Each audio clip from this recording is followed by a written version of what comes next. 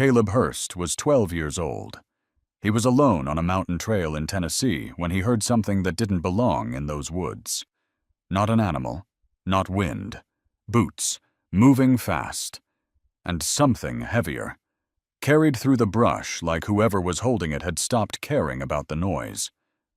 For 19 hours and 4 minutes, Caleb tracked a man through 11.3 miles of mountain wilderness.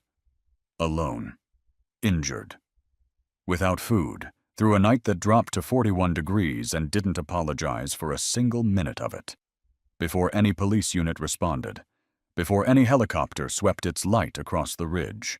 Before any adult even knew which direction to look.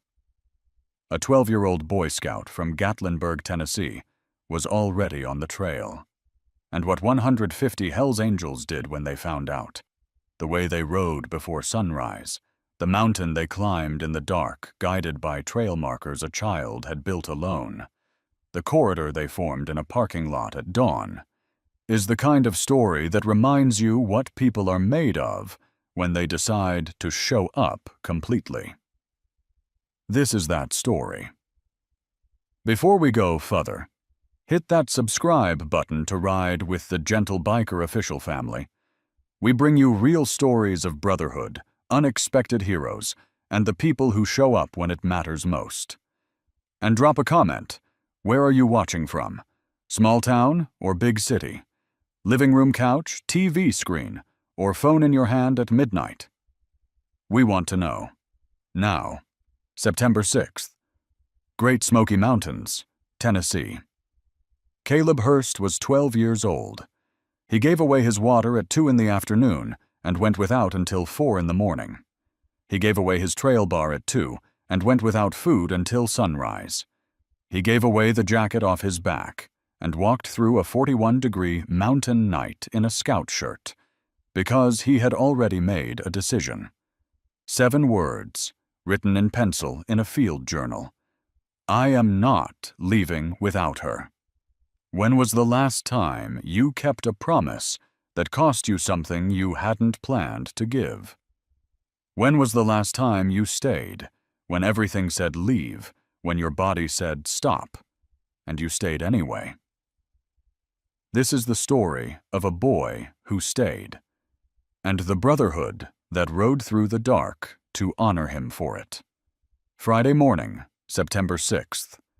Great Smoky Mountains National Park, Tennessee, 6:47 a.m. The mountain air at that hour tastes like cold water and pine resin and something older than both. The particular smell of Appalachian forest in early September, when the mornings have started reminding you that none of this lasts. Caleb Hurst was crouched beside a creek bed on the Cucumber Gap Trail, sketching a raccoon footprint in the wet silt. He was small for 12. Quiet in the way that certain kids are quiet, not shy, just paying attention. His scoutmaster Frank Older had been saying since Caleb was 8 that the boy noticed things grown adults walked past without seeing. Frank said it the way you say something true that you're still surprised by. Frank had dropped him at the trailhead at dawn. Solo wilderness observation. 4 hours. 12 species of animal sign. Documented and time-stamped. Then back. No exceptions. Trust what you see, Frank had told him before driving off. Those were Caleb's grandfather's words. Frank had known Henry Hurst for 30 years and still used the man's words because some words are simply better than the ones you can make yourself. Henry Hurst had been dead 18 months. Lung cancer, the fast kind. Caleb had been at the hospital when the machines went quiet. He had sat in the hallway afterward for an hour holding the leather cord with both hands. He had put it on his wrist. He had not taken it off since.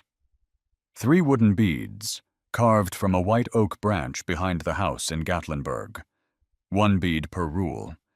Henry had pressed them into Caleb's palm on a September afternoon when Caleb was 8 years old. Both of them on the back porch in the last of the summer light. The old man's hand still certain then, still steady. Observe. Be patient. Trust what you see. Not rules for the woods, Henry had said. Rules for wherever you find yourself. By 6:47 a.m., Caleb had documented 8 species. He was finishing the raccoon sketch, 4 toe pads, heel pad slightly wider on the left. The hand-like impression that always looked to him more deliberate than accidental when he heard the boots, heavy, fast, moving northeast through rhododendron thicket so dense there was no path, unless you had been here before and memorized every step. He looked up slowly. His grandfather had taught him, fast movement draws eyes, slow movement disappears. Through a canopy gap, 180 feet down slope, he saw the man. 6 feet tall, dark jacket, heavy across the shoulders, moving with the pace of someone following a route they had walked in their mind many times before walking it with their feet. He was carrying something over his left arm, something red. Swaying with each stride in the heavy, boneless way of a sleeping child, or a child holding herself absolutely still. A little girl, dark hair in braids, red zip-up hoodie, not moving. Caleb touched the first bead on his cord. Observe. He gave it the full attention his grandfather had meant by the word. Not a glance, not a confirmation of what he'd already decided. A real and complete inventory of what was actually in front of him. Adult male, 6 feet or more. Heavy set. Dark jacket, left boot. Worn outer heel, leather cracked from years of carrying weight on the outside edge. Moving northeast with destination purpose. Carrying a child, female, approximately 9 to 10 years old. Dark braided hair, red hoodie. Chest movement confirmed. Alive. Completely still. The stillness of fear-based compliance, not sleep. He touched the second bead. Be patient. He watched for 90 full seconds. He looked for anything innocent. A father carrying a sick child to a trailhead. A ranger transporting a lost child to safety. There was no trailhead in that direction. There was no road for 11 miles. There was no reason in the world for a grown man to be carrying a limp child through off-trail rhododendron at 6:47 in the morning with the bearing of someone following a memorized route. He touched the third bead. Trust what you see. What he saw. This was wrong. Not maybe wrong. Not possibly wrong. Wrong, fully, completely, and without a reasonable alternative explanation. Caleb closed his journal, capped his pencil, put both in his cargo pocket, and followed. He didn't calculate odds. He didn't weigh the options. He didn't think about the 4 hours Frank had given him, or the 8 species he still needed, or the water bottle meant to last until the trailhead. He moved low and parallel to the man's line of travel, stepping on roots and rocks where he could, avoiding the leaf litter that crackles. Slow, the forest not reacting. At 6:51 a.m., he stopped at a birch trunk and wrote his first journal entry. Time-stamped. Specific. Bootprint description. Direction of travel. The child, red hoodie, dark braided hair, approximately 9 to 10 years old, alive, still. He read it back once. Then he added one more line at the bottom. Pressed the pencil hard enough to leave an impression through to the next page. I am not leaving without her. 7 words. He zipped the journal into his cargo pocket and kept moving. 2 miles away, Marcus Stone Kellerman was running back from the camp store. Site 47, Elkmont Campground. His daughter Emma was 9 years old. Dark hair in braids, always one braid looser than the other, the same way her mother Claire had worn hers. Nobody corrected it. That small imperfect braid was one of the ways Emma looked exactly like Claire, and looking exactly like Claire had become something that broke Marcus's heart and kept it beating at the same time. Claire had been gone 14 months, cancer. The fast kind that doesn't give you time to argue. Marcus had been riding with the Tennessee Volunteers chapter for 11 years. He was a quiet man, the way that men who have been through real loss become quiet. Not closed, just careful with words. His brothers understood this without needing it explained. They showed up with food after the funeral. They fixed Emma's bedroom window in August when the wood swelled. They stocked his first aid kit without making a thing of it. He had planned this camping trip since April, the first future thing he'd looked forward to since the hospital. Emma had circled the date in red marker and drawn a tent and a stick figure with braids that he recognized as herself. He'd asked her to stay at the picnic table. 8 minutes. The table was empty. The granola bar wrapper was folded neat at the corners. Emma always folded things, the way Claire had folded things. The bar was half-eaten, resting on the wrapper like she'd set it down for a moment and intended to come back. She had not come back. Marcus stood there for 3 seconds. Then he ran. At 7:14 a.m., Ranger Patricia Dunn put out the call. Missing child. Female. 9 years old. Red zip-up hoodie. Dark braided hair. Last seen at Site 47. Elkmont Campground. Dunn had 22 years in National Park Service search and rescue. She had sat across from parents in this exact moment more times than she wanted to count. She had learned that the most useful thing she could offer in the first seconds of a missing child case was not comfort and not urgency. It was steadiness, a calm voice and a moving pen. The parent needed to see someone already working. She was already working. By 7:42 a.m., 14 Rangers, 2 K9 units, and 6 volunteers were in motion. Standard circular expansion grid from Site 47, right forest, wrong direction. At 9:44 a.m., Detective Tom Ware called from Maryville PD with a name. Raymond Greer, Emma's maternal uncle, 44 years old, high school gym teacher in Maryville, youth baseball coach for 6 seasons. Church deacon, no prior record. The kind of man whose neighbors always say the same thing. Wouldn't hurt a fly. He had filed a family court petition for visitation rights 3 months ago. The court had reviewed his claim that Marcus had isolated Emma from her mother's family during Claire's final months, and denied it. Greer had filed an appeal. The appeal was also denied. There was no further legal record of him pursuing the matter through official channels.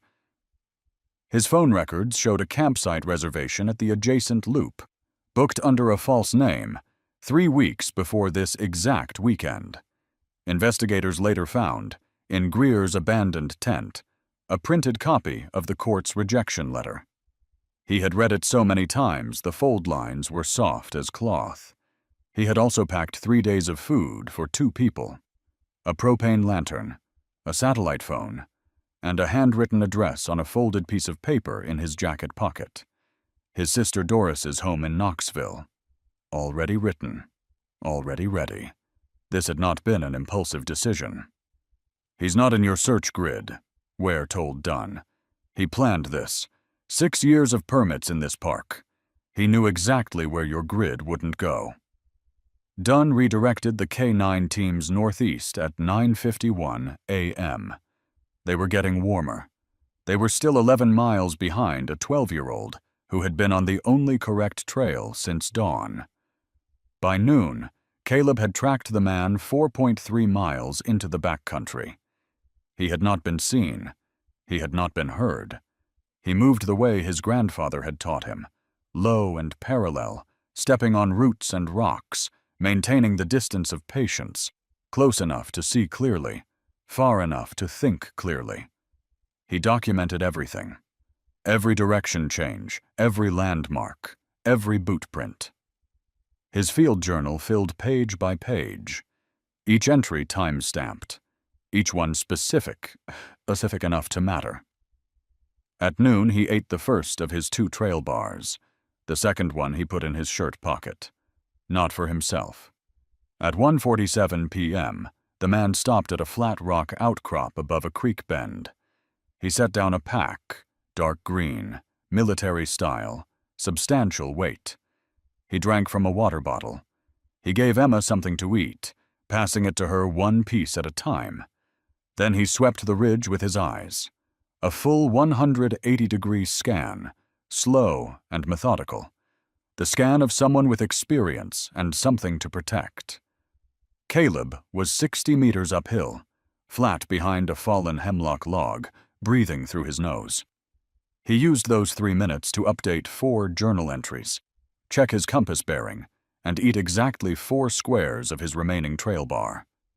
He watched the man watch the ridge. What he saw, this person was not panicking.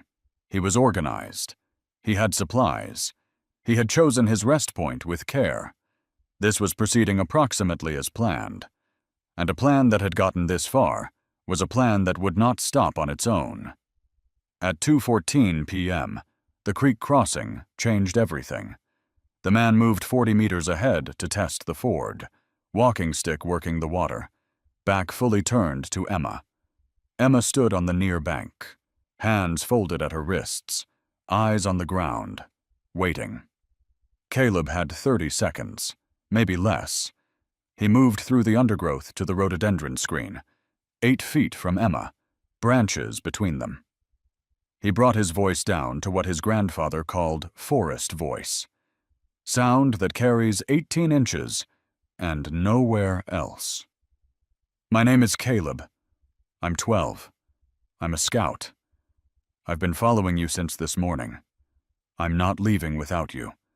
Don't look at me. Don't say anything. Just nod once. Emma went very still, stiller than before. The stillness of a person receiving information they have been waiting for, without knowing they were waiting for it. Then, tiny, precise, invisible from 10 feet away, she nodded. Caleb had his water bottle out before the nod finished.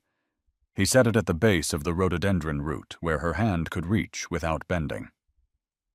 The last trail bar followed. "Take these," he whispered. "Help is coming, I promise. Do you believe me?" A pause. The man was still working the stick across the creek. She nodded again, same size, same precision. Her fingers found the water bottle without looking down, pulled it inside her hoodie in one smooth motion. The trail bar followed. Nothing in her posture changed. If you had been watching from the other bank, you would have seen nothing different about her at all. She was 9 years old, and she was extraordinary. Caleb retreated back into the forest and resumed his bearing. He wrote in his journal, 2:14 p.m. Made contact. She knows. She's waiting.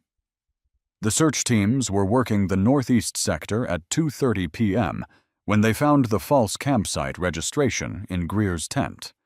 The K9 units picked up Emma's scent at the campsite perimeter at 3:05 p.m. Moving northeast, the dogs followed the scent trail for 2 miles. Then Greer had crossed a creek, and the trail went cold. The rangers stood at the bank. 11 miles of back country stretched ahead of them.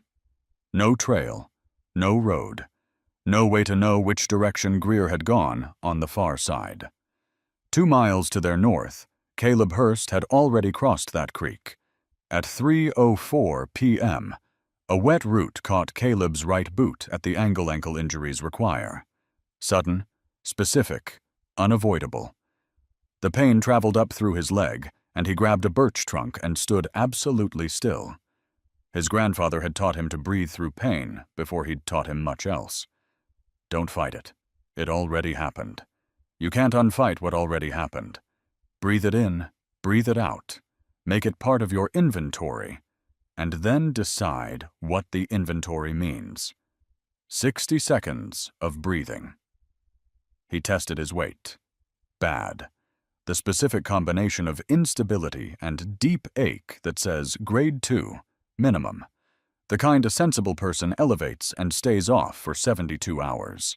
Caleb pulled the elastic bandage from his emergency kit, wrapped the ankle in 4 passes, tucked the end, and stood up. He was 12 years old, and he had a written promise in his journal that he intended to keep, and the ankle was going to have to get in line behind the promise. He kept moving, slower now, more deliberate with the right foot's placement. He noted it in his journal at 3:11 p.m., because the log does not skip inconvenient information. 3:11 p.m. Ankle, right, wrapped, continuing, pace reduced approximately 15%, 1 line, then he kept going. At 3:47 p.m., the man stopped for the last time. Caleb heard the shelter door before he saw it, old wood swollen in its frame, pushed open with a shoulder. He moved upslope to 60 meters, and through the undergrowth he saw it. An abandoned fire lookout shelter. Stone foundation, 2 rooms, rust-orange corrugated metal roof patched in 3 places. No road, no trail, not on any tourist map. Raymond Greer had known about this shelter before this trip. He had selected it, planned for it, built his entire route around it. This was the end point. Caleb lay in the undergrowth for 8 full minutes, watching the lantern come on inside the window. Then he pulled out his topo map and worked the coordinates 3 times until the answer matched 3 times. 35.612 north, 83.498 west. He wrote it in block letters and underlined it. Then he built the cairns. 7 of them, working in the last of the afternoon light.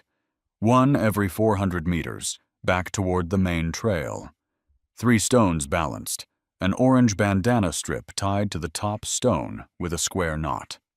Each one pointed the same direction, northeast toward the shelter. A thread through the dark for whoever came looking. When the 7th cairn was done, he sat against a chestnut oak and did the math he'd been avoiding. 11.3 miles from the trailhead. Radio range, 3.2 miles. He was 8 miles outside contact range. No cell signal since mile 2. 2 choices. Stay here and stay silent. Know where Emma was and be unable to tell anyone. Or go back far enough to call and trust Emma to wait alone. He sat with both choices for 4 minutes. Timed it. He thought about the nod through the rhododendron screen. How precise it had been. How she had taken the water bottle without looking, without changing her posture, without giving anything away. She could wait. He believed this. He wrote in his journal, "She knows I'm here. She is not alone anymore. I have to backtrack to radio range, and I will come back, I promise." He gave Emma his fleece layer before he left, rolled it tight, pushed it through the gap in the shelter's stone foundation at the loose southeast corner. The gap was just wide enough for a 9-year-old's hand to reach.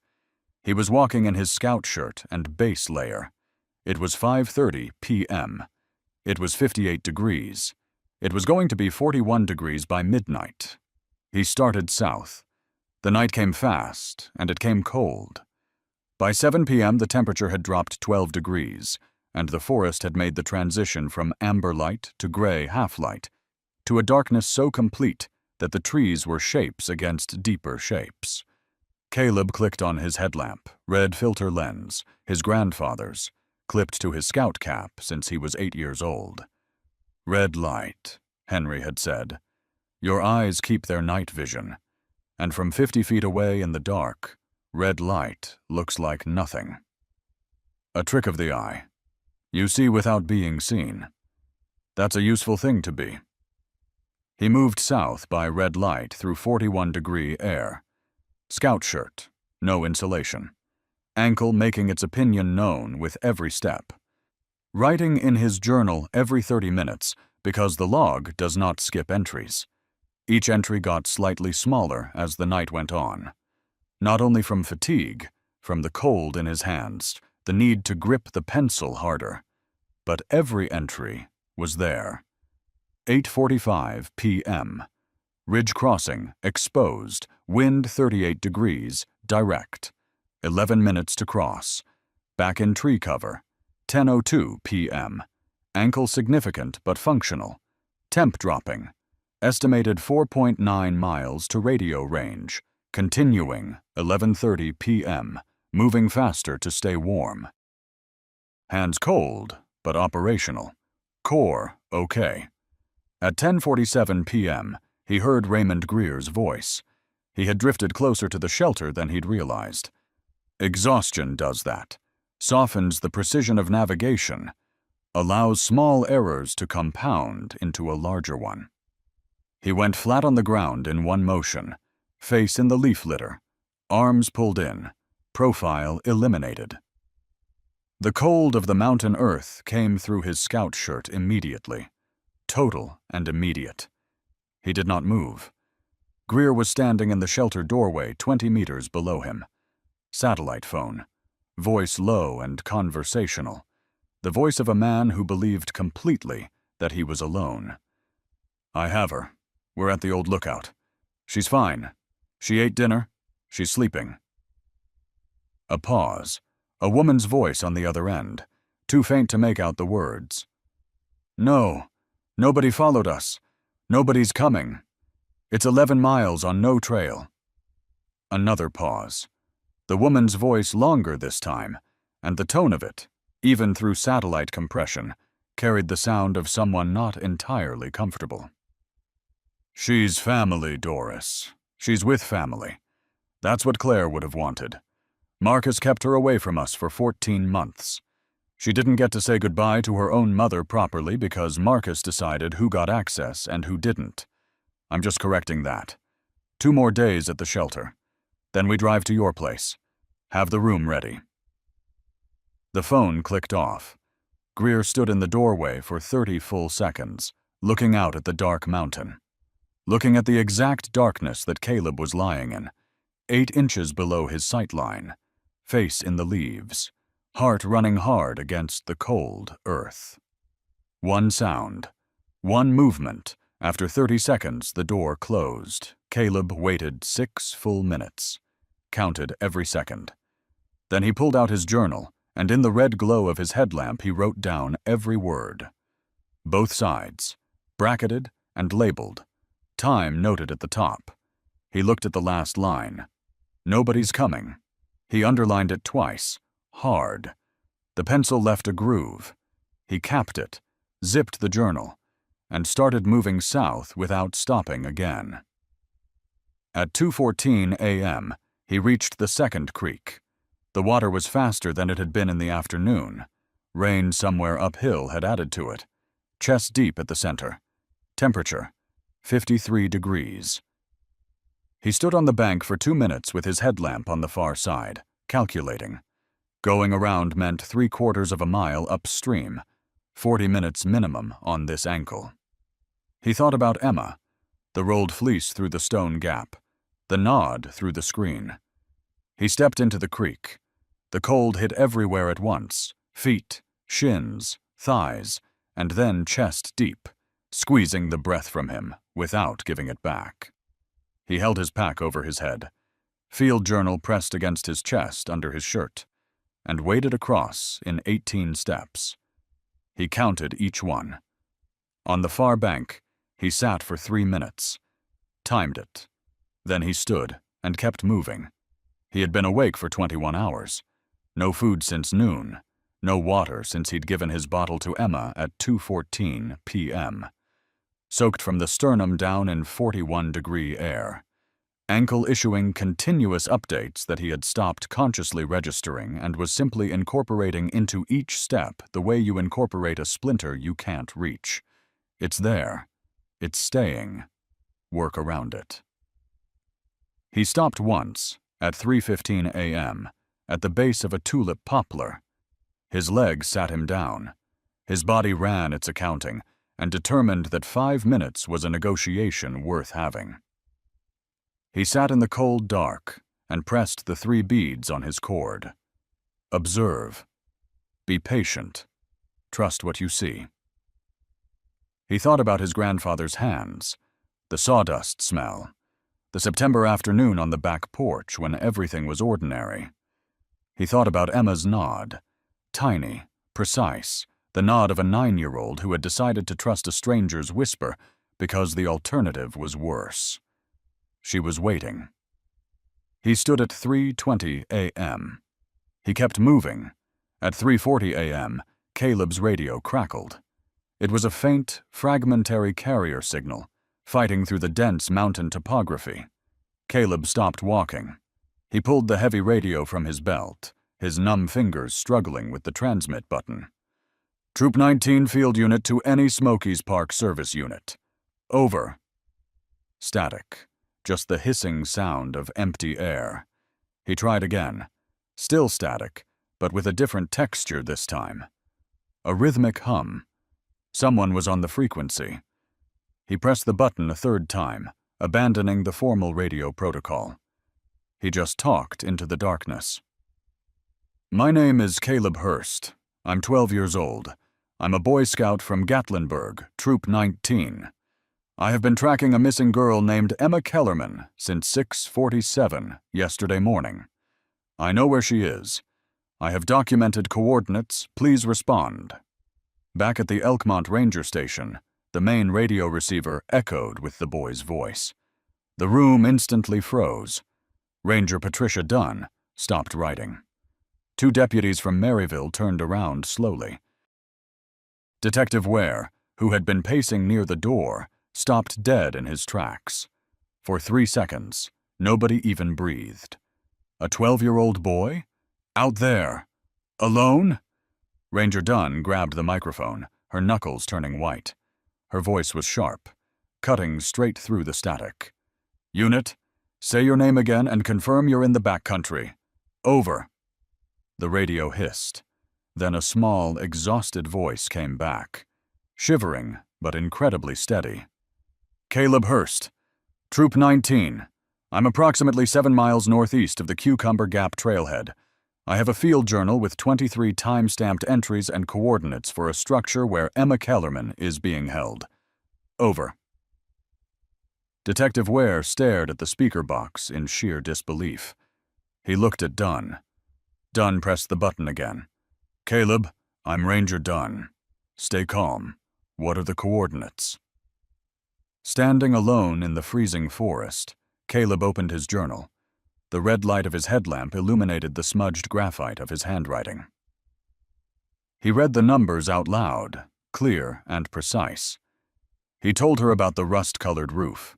He told her about the 7 stone cairns he had built, perfectly spaced, pointing right at the target. When he finished, the radio was silent for a long, heavy moment. Caleb, Dunn said, her voice softer now, filled with a profound sense of awe. I need you to read me your journal entries. And so he did. For the next 10 minutes, a 12-year-old boy read out the complete timeline of a federal kidnapping. He detailed the creek crossings. He recounted the moment he gave Emma his water. He read the exact transcript of Raymond Greer's satellite phone conversation. When Caleb read his final note, "Nobody's coming," Detective Ware slowly took off his hat and wiped his face. Dunn keyed the mic one last time. Son, stay exactly where you are. Don't move. Units are on their way to your position. She put the microphone down. She looked at Detective Ware. Ware shook his head slowly. That kid, he whispered. That 12-year-old kid just handed us the entire case. I know, Dunn replied. Get him out of those woods safe. Dale Axel Briggs had been in the plastic chair next to Marcus Kellerman for 20 hours. He hadn't gone home. He hadn't suggested it. His road captain for 11 years was sitting in that chair and needed someone beside him, and that was the end of the discussion. His phone rang at 4:11 a.m. He listened for 45 seconds without speaking. His face changed the way a face changes when something enormous shifts, not quick, not dramatic. The slow settling of a man receiving information that is larger than a single emotion. He lowered the phone. He looked at Marcus. "They have her location," Axel said. "She's alive, unharmed. They're moving on the position now." Marcus stood up. His legs were unsteady from 20 hours in the chair. He gripped the edge of the table. "There's a boy," Axel said. "A scout. Troop 19, Gatlinburg. He's been tracking Greer since yesterday morning. 19 hours in the backcountry alone. He built trail markers in the dark so the team could follow. He's the reason they have those coordinates." The parking lot beyond the window had 11 motorcycles and 11 of Marcus's brothers standing in the pre-dawn dark. They couldn't hear the conversation through the glass. They watched Marcus's face. That was enough. "How old?" Marcus said. 12. Marcus put both hands over his face. He didn't say anything for a while. Axel picked up his phone and made 3 calls. The first call, Aisha, was to Ghost. Carter Webb, 47 years old, former Marine, 2 tours, road sergeant of the Tennessee Volunteers chapter. Ghost answered on the first ring, the way former Marines answer phones at 4 in the morning. Already awake, already assessing. Axel told him the whole story. Emma safe. Scout, 12 years old, 19 hours in the backcountry. Cairns, built in the dark. Creek crossed at 2 in the morning. Ghost was quiet for 3 seconds. Then, "What do you need?" "That boy is coming out of those mountains in a couple hours," Axel said. "And I need brothers on that mountain before he does. I need us there." "Where do I stage?" Ghost said. "Sugarland's command post. And Ghost, take Ridge with you up the slope. If Greer hears the teams coming and runs, I want our people already in the tree line." "Understood," Ghost said. He was dressed and on his bike in 8 minutes.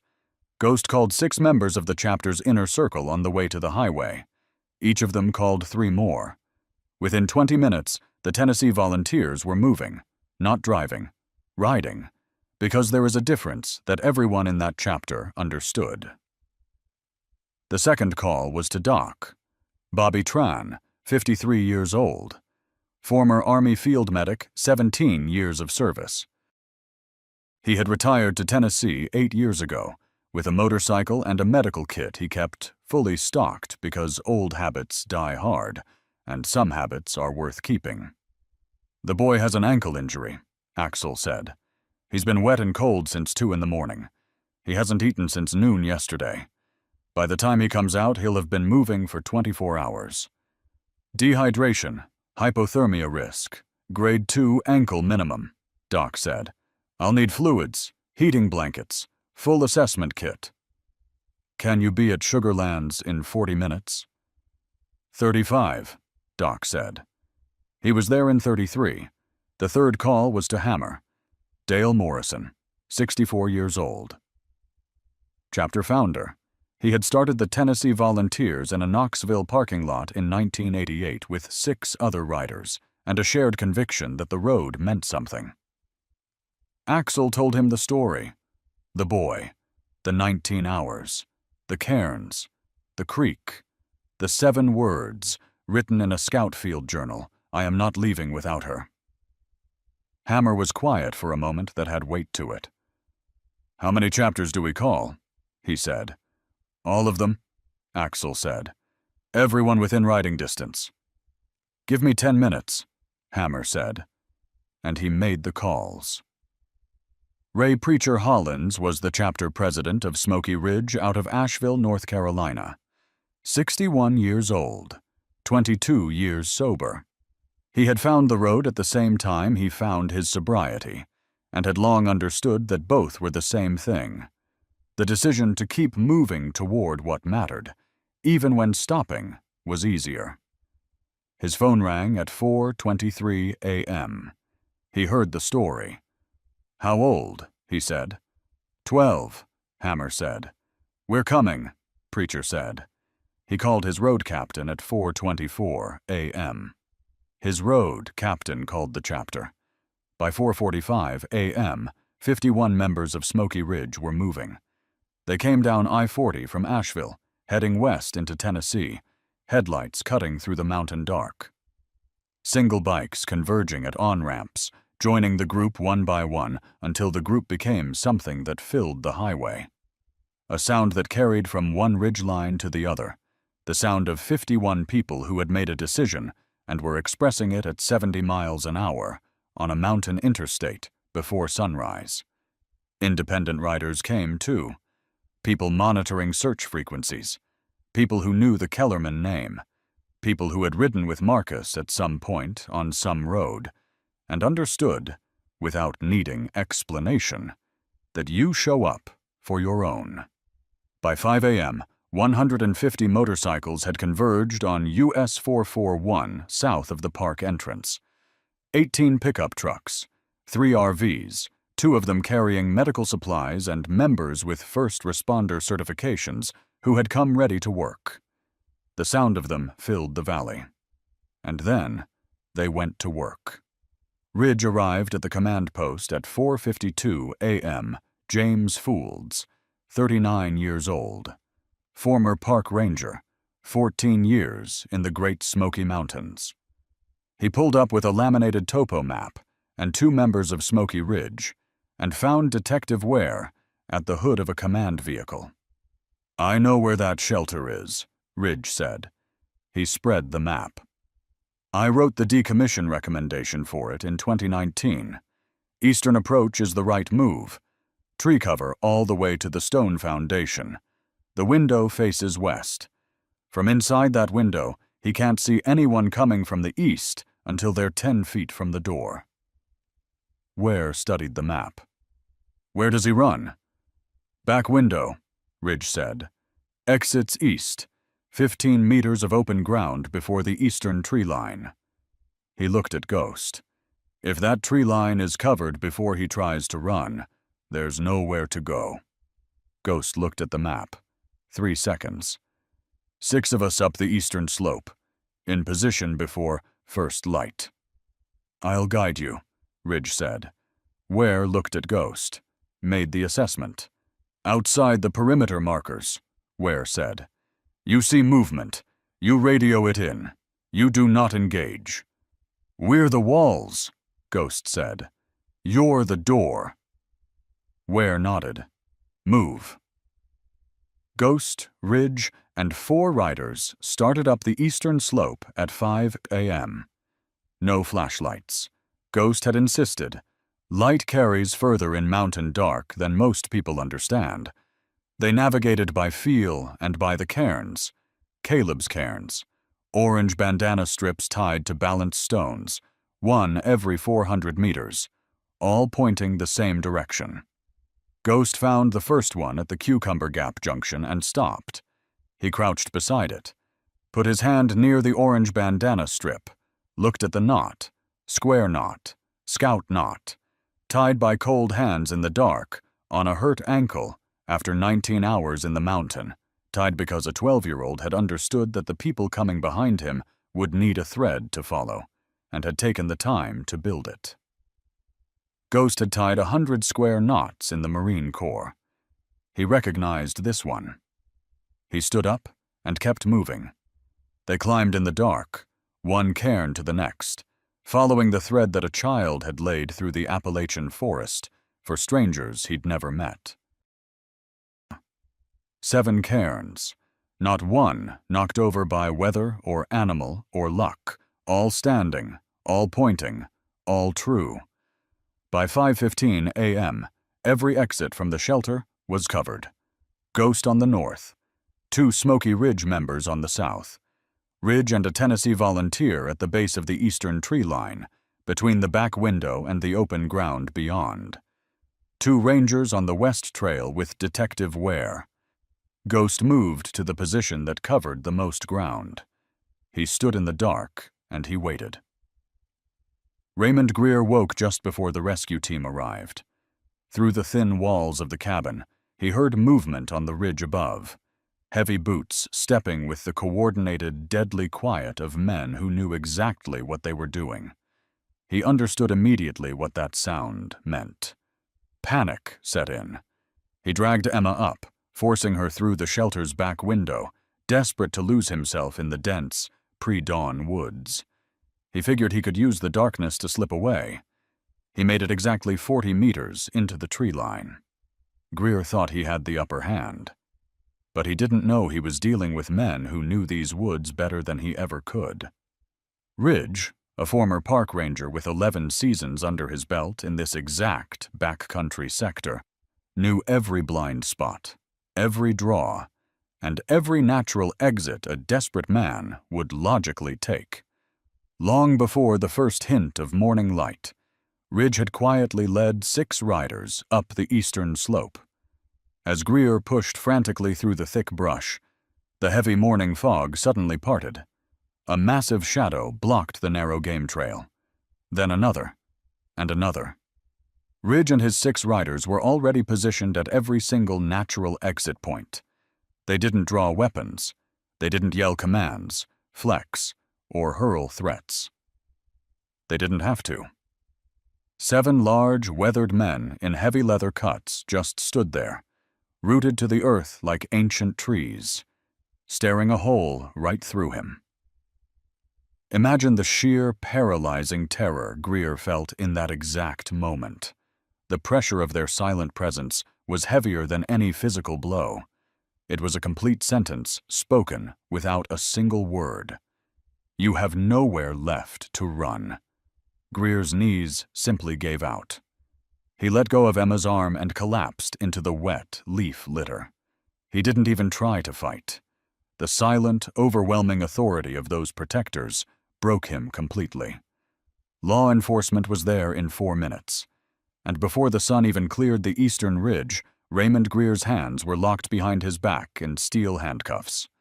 Emma Kellerman walked out on her own feet, red hoodie, right braid coming loose the way it always did. Ranger Dunn crouched in front of her. "Hi, Emma. I'm Patricia. You're safe. Your dad is coming." Emma looked at her steadily. "I know," she said. "Caleb told me people were coming." She was holding something against her side, an olive-green fleece layer, rolled tight, a size too large for her. "This is his," Emma said. "He left it for me when he had to go. I need to give it back." Dunn took the fleece. "I'll make sure he gets it." Emma thought for a moment. "He said he wasn't leaving without me," she said, "but he had to go to call you, so he left the jacket instead." She paused. "I think that was the same as staying." Dunn looked at this 9-year-old in the first light of the Smoky Mountains and thought about the specific quality of the way children understand things when they haven't yet learned to complicate them. "I think that's exactly right," she said. At 6:08 a.m., Doc got the call. Caleb Hurst was coming out at the Sugarlands access road. Hurt ankle, exposure risk, no food since noon the previous day. 24 hours without sleep. Doc had his kit open and his staging position set before the Park Service SUV rounded the last curve. Caleb climbed out of the vehicle. He was in his scout uniform, damp from the creek crossing 9 hours earlier. Red headlamp clipped to his cap, still on. Field journal tucked under his arm, right ankle wrapped, walking with a careful, deliberate hitch that he was working hard to minimize. Doc fell into step beside him without ceremony. "Hey," Doc said. "I'm Doc. Keep moving. Don't stop. You'll seize up if you stop." He produced a protein bar, already unwrapped, and held it out. Caleb took it, ate it in 4 bites. "When did you eat last?" Doc said. "Yesterday noon." Doc's hand moved to the ankle wrap, checking swelling with practiced fingers. "You did this wrap yourself?" "Yes, sir." "It's correct. Who taught you?" "I read the manual twice." Doc looked at him for a moment. "You walked on this for 5 hours after the injury?" "Yes, sir." "That's remarkable," Doc said. "Not recommendable. Remarkable." He kept pace alongside, monitoring the gait, checking color, doing what 17 years in the Army had built into him. I'm going to do a full assessment in the RV after you walk the path. Core temp, hydration, the ankle properly. Don't argue with me about it." "Yes, sir," Caleb said. The parking lot at Sugarland's visitor center was full. 150 motorcycles, 18 pickup trucks, 3 RVs, men and women in leather, standing in the early morning light, facing the road. A path had been left through the center, clean and clear, wide enough for one person to walk. The Park Service SUV stopped. Caleb Hurst climbed out. He was 12 years old. He had been awake for 24 hours. He was in a damp scout uniform, with a headlamp clipped to his cap, and a field journal under his arm, and an ankle that had been arguing with him since 3 in the afternoon of the previous day. He looked at the path. He looked at the people standing on either side of it. He started walking. Nobody spoke. Nobody cheered. 150 people stood in 2 lines and watched him walk between them. The only sounds were engines idling low, and his boot on the asphalt, and, somewhere in the tree line above the parking lot, a Carolina wren going about its morning with absolute indifference to human events. Ghost was at the midpoint of the path. He stepped forward as Caleb reached him. "You're Cairns," Ghost said. "We came up the eastern slope in the dark without flashlights. Your cairns led us the whole way, every one of them still standing. Without those cairns, we're 40 minutes slower getting into position. Greer hears us coming early, and he moves before we're set." He paused. "Your cairns closed the exits, before law enforcement, before any of us. You built that in the dark, on a hurt ankle, after 19 hours. That's the work of someone who thinks about the people coming behind them." Ghost stepped back. Caleb kept walking. He was near the end of the path when Marcus Kellerman stepped forward. Marcus was a large man, broad, road-worn, wearing his cut. He had been crying. He had the face of a man who has spent 14 months learning the difference between things worth holding together and things worth letting fall, and he had stopped making the distinction. He crouched down in front of Caleb so they were at eye level. He reached inside his cut and pulled out an olive-green fleece layer, folded neat. "Emma sent this back," he said. "She said to make sure you got it." Caleb took it with both hands. "She told me what you did at 2 in the afternoon," Marcus said, "through the rhododendron. She said you gave her your water and your food and your jacket. She said you told her help was coming and that you weren't leaving without her." He paused. "She said she wasn't scared the whole night. Not once. Because she kept thinking. He said help was coming. And he seemed like someone who kept his promises." He looked at Caleb. "She was right about that, wasn't she?" "Yes, sir," Caleb said. "She was." Marcus put one hand on Caleb's shoulder, one large, road-worn hand, resting there with the weight of something that is more than comfort and less than any word for it. "You saved my daughter," Marcus said. "You stayed for 19 hours in those mountains for a child you'd never met. You gave away everything you had. You walked back out so you could call for help. And then you came back the same way you promised. And when the team went up that mountain in the dark, they followed your cairns the whole way." His voice held. "Thank you. For Emma. For staying. Thank you." Caleb touched the beads on his cord. First bead. Second. Third. He didn't cry. He just nodded. Small. Precise. Complete. The nod of a person who understands the weight of something and is not going to let it fall. At 7:14 a.m., Hammer stepped to the front. The crowd went still. He had that effect without trying. "I've been riding with brothers and sisters for 38 years, Hammer said. "I've seen courage that announced itself with noise and flags, and I've seen courage that went out alone in the dark and never said a word about it until it was over." He paused. 38 years. and I have learned which kind is rarer. The parking lot held its breath. This young man is 12 years old. Yesterday morning at 6:47, he saw something wrong on a mountain trail, and he made a choice. Not a plan, not a calculation, a choice. He didn't know it would take 19 hours. He didn't know about the ankle, or the creek at 2 in the morning, or the night he'd have to walk through in a scout shirt. He just knew what he'd seen, and he made the only choice he could live with. He looked at Caleb directly. He tracked a man for 11 miles without being seen or heard. He gave away his water, his food, his warmth to a 9-year-old girl through a rhododendron screen, and told her help was coming, and meant it. He rolled his ankle at 3 in the afternoon and walked on it for 5 more hours. He built 7 trail markers in the dark, so brothers he'd never met could climb a mountain and close every exit. He crossed a chest-deep creek at 2 in the morning in 41-degree air because going around took 40 minutes, and Emma didn't have 40 minutes to spare. Hammer stopped, let it settle. And then he sat down in the leaves at 4 in the morning and read 23 journal entries into a failing radio signal.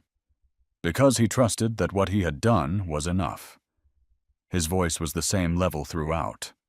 Not rising, not performing, just certain. It was enough. More than enough. It was everything. He reached into his jacket. He pulled out a Tennessee Volunteers chapter patch. Not a copy, not a commemoration. The real one. The one members wore on their cuts. The one earned by people who had shown up enough times, in enough ways, to be considered family. Caleb Hurst, Hammer said, on behalf of the Tennessee Volunteers, the Smoky Ridge chapter, and every rider who came to this mountain before sunrise this morning, you are one of us. Right now. Today. You have already earned it. He held the patch out. Caleb Hurst stepped forward and took it with both hands. The sound that came from the crowd was not a shout. It was deeper than a shout. The sound of 150 people agreeing with their whole chests. A sound that rose from that parking lot and went into the mountain and came back changed. The way sound comes back changed when the valley it crosses is large enough. Caleb held the patch and looked at it. Then he looked up at Hammer and nodded. Small, precise. The nod of a person who understands the weight of something and is not going to drop it. Raymond Greer was charged with custodial interference, unlawful imprisonment, and child endangerment. The case was clean. The false campsite registration established premeditation. The family court denial 11 weeks earlier established that he had deliberately chosen to act outside legal channels. The satellite phone records confirmed the conversation transcribed in Caleb's field journal. The address of his sister Doris's home, found folded in his jacket pocket at arrest, confirmed that the shelter was not a destination, but a way station on a planned route.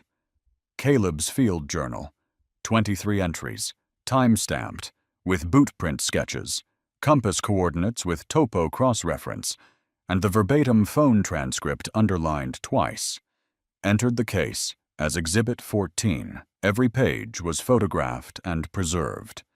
The original was returned to Caleb 6 months after the trial concluded, with a note from Detective Ware that read, in its entirety, "You should keep this. It's worth keeping." At sentencing, Judge Carol Breeze looked at Raymond Greer for a long time before she spoke.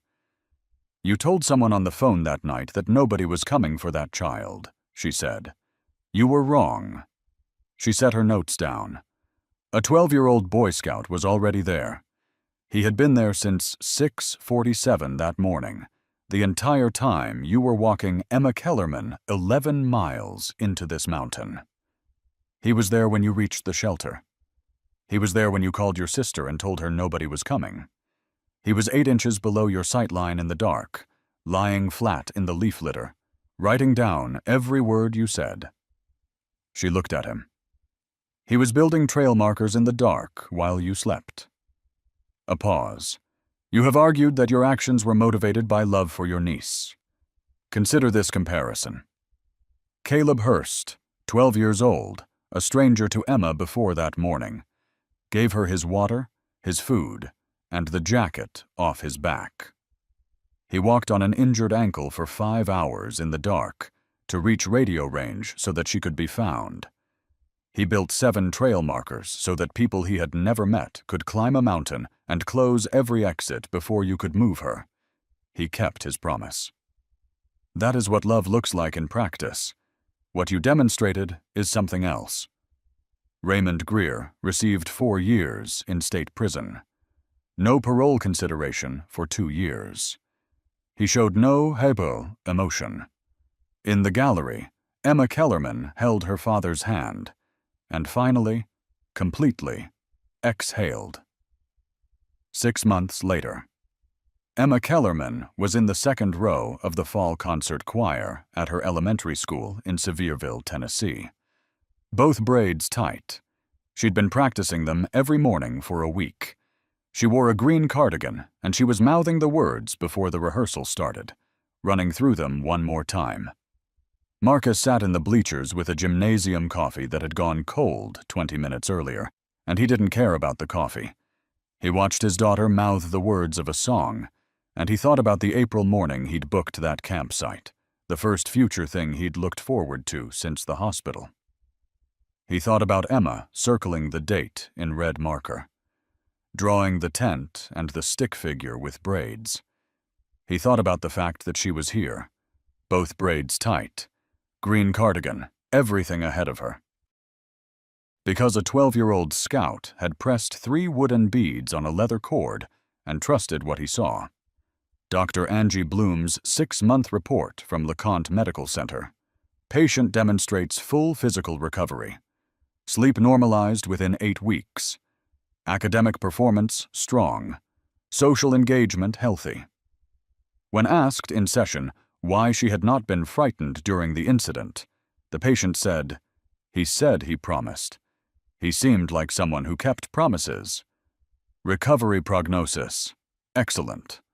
On the first Friday of every month, Emma had lunch with Caleb at a diner in Gatlinburg that made biscuits from scratch and kept the coffee coming without being asked. Emma always ordered hot chocolate. Caleb always ordered water. Emma always noted this.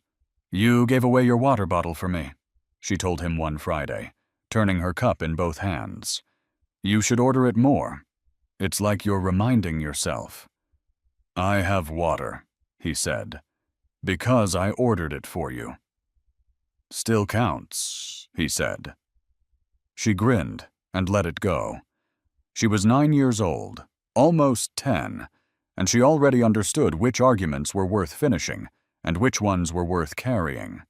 The Tennessee Volunteers and Smoky Ridge chapters established the Caleb Hurst Tracking Scholarship for Troop 19 the following spring. Full Scout advancement through Eagle Scout. Every badge, every camping trip, every certification fee. Frank Older administered it. Hammer drove from Knoxville for the first ceremony and sat in the front row of Troop 19's meeting hall. He watched 3 teenagers receive their advancement funding. He shook each of their hands. To the last one, a 14-year-old named Darius, who had joined Troop 19 specifically because of Caleb's story, and whose application essay contained one sentence that mattered. "I want to be the kind of person who builds the cairn." Hammer said, "You know why this scholarship exists?" "Because of Caleb," Darius said. "Because of a choice," Hammer said. "Caleb made a choice at 6:47 on a September morning. Everything after that, the 19 hours, the cairns, the creek, the promise he kept, all of it was just what the choice looked like on the outside. The choice came first." He looked at the kid. "You learn to make the choice. The rest follows." 1 year after September 6th, Caleb Hurst stood on the ridge above Cucumber Gap Trail. He was 13 now, Eagle Scout, youngest in Troop 19's history. The mountain was different in September, clear and honest, red maples just beginning to rust at the edges, the creek below running its permanent patient course, a red-tailed hawk working circles above the slope, calling once and then going about its business. Caleb pulled the leather cord from his wrist and held it in his palm. 3 beads, white oak, worn smooth from years of his thumb. He thought about his grandfather's hands, the back porch, the September afternoon when everything was ordinary. He thought about Henry Hurst's voice, slow, as if the words had weight and deserved to be set down carefully. These aren't rules for the woods, Caleb. They're rules for wherever you are. Observe. Actually look. Don't just confirm what you expect. Be patient. Give things the time they need. Trust what you see. When you know something, down where it's real, trust it. Don't let fear talk you out of what you know. He had been 12 years old, cold and hurt and alone in the dark of these mountains, and he had pressed those beads one at a time, and he had trusted what he knew. He had known Emma was waiting. He had known the cairns would hold. He had known the radio would reach someone if he kept climbing. He had known that 7 words written in a field journal were a promise, and a promise once made was a fact about the world. And the facts had held. He put the cord back on his wrist. The compass in his shirt pocket, the one he'd used to find 35.612 north, 83.498 west, rim worn smooth from his thumb, pressed against his chest. True north, always true north. His grandfather had told him, the compass doesn't get tired of pointing north. It doesn't negotiate. It does the one thing it was made to do, every single time. Some people find out what they were made for in comfort, with time and choice and the luxury of planning. And some people find out at 6:47 in the morning on a mountain trail, when the world goes very quiet and very clear, and the only question left is a simple one. Are you going to stay? Below him, in Sevierville, Tennessee, Emma Kellerman was in the 2nd row of her school choir. Both braids tight, green cardigan, mouthing the words before the music started because she wanted to have them exactly right. Her father was in the bleachers, always in the bleachers, and on the first Friday of every month, she and Caleb sat in a booth in Gatlinburg, and she ordered hot chocolate, and he ordered water because she ordered it for him, and they talked about ordinary things. Because the extraordinary thing had already been said, through a rhododendron screen, in a whisper, on a September afternoon in the Appalachian Mountains. I'm not leaving without you. I know. I'll wait. 7 words, and 7 more. That was the whole story. Everything else, the 19 hours, the cairns built in the dark, the creek at 2 in the morning, the 150 riders who came before sunrise, the scholarship, the patch, the path through the parking lot at Sugarland's at dawn. All of it was just what happens when someone means what they say. When someone stays. Because courage doesn't always announce itself. Sometimes it arrives at 12 years old, in a scout uniform, in the dark, with 3 wooden beads and a field journal and a decision already made. And brotherhood, real brotherhood, the kind that gets on a motorcycle before sunrise and rides through mountain dark to stand in 2 lines for a kid it's never met. That doesn't announce itself either. It just shows up. That's the whole definition of it. Tell us in the comments. Was there ever a moment in your life when you stayed? When you kept a promise that cost more than you planned? Emma Kellerman needed someone to stay for 19 hours. 1 boy was already there. 150 riders came before sunrise to make sure he didn't walk out alone. Don't be the one who walks past. Be the one who's already there. Be the one who rides before sunrise. Both matter. Both are the story. Both are what we ride for. If this story moved you, hit that subscribe button to ride with the Gentle Biker official family.